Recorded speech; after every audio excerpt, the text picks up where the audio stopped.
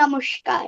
আবৃত্তি করছি কবি দেবলীনা চ্যাটার্জির লেখা কবিতা অবাধ্য মেয়েবেলা। কণ্ঠে আমি অদ্রিতা শিকদার। মেয়েদের অত জেদ ভালো নয়, কিসের দেমাগ অত? মেয়েরা একটু শান্তই ভালো, লক্ষ্মী দেবীর মতো।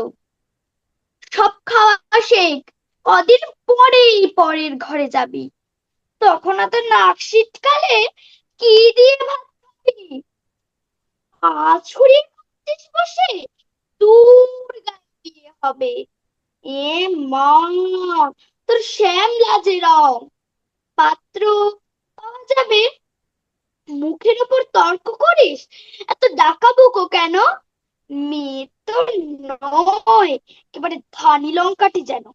এসব কথা আমরা মেয়েরা প্রায় সকলেই থাকি শুনি। কেউ কম শুনি, কেউ বা বেশি, কেউ কয়েকটা হাতে গুনি। এসব শুনে কত মেয়েদের ছোট হয় ছোটবেলা। মেয়েবেলা বলে কিছুই থাকে না, সবটা পুতুল খেলা। কেন গো সমাজ, কেন মেয়েদের এত এক চোখে দেখো? নারীরও সরল ছেলেবেলা থাকে, সেসব হিসেব রাখো। কেন গো মেয়েরা ডান পিঠে হলে দৌড়ে দিয়ে রাখো তালা? তোমরা জানো না দেবী নারায়ণী লক্ষ্মী ও চঞ্চলা? তোমরাই তো বলো মা কালিকা নাকি আমিষে পরিতৃপ্তা। তবে আমি কেন সব খাওয়া শিখি, ডাল ভাত থেকে শুক্তা? কেন পারবো না, কেন পারবো না তর্ক করতে, যদি সত্যি সঠিক জানি? তর্কশাস্ত্রের সরস্বতী স্বয়ং বিজয়িনী। ডাকাবুকো যদি না হতো দুর্গা, অসুর নিধন হতো। সাধারণ সাহসী হলেই ধানি লঙ্কার মতো।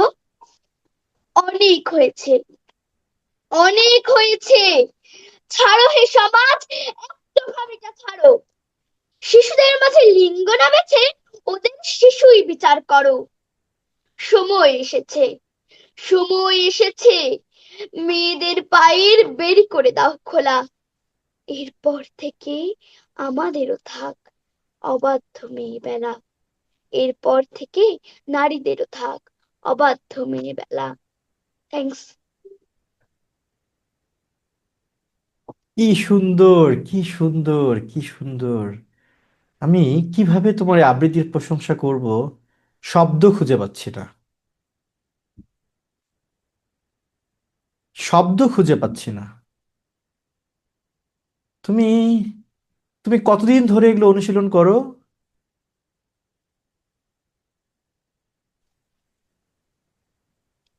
ছোটবেলা থেকেই।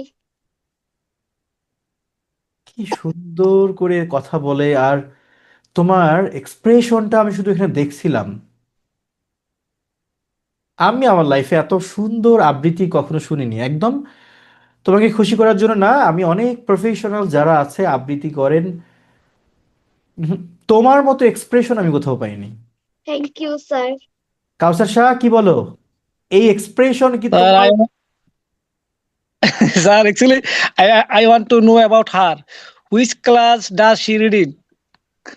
আরে ও ক্লাস ফাইভে পড়ে।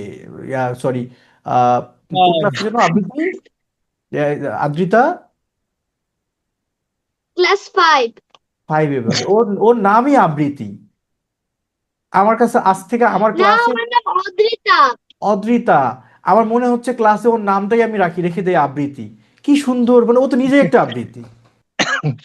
তোমার জন্য অনেক দোয়া।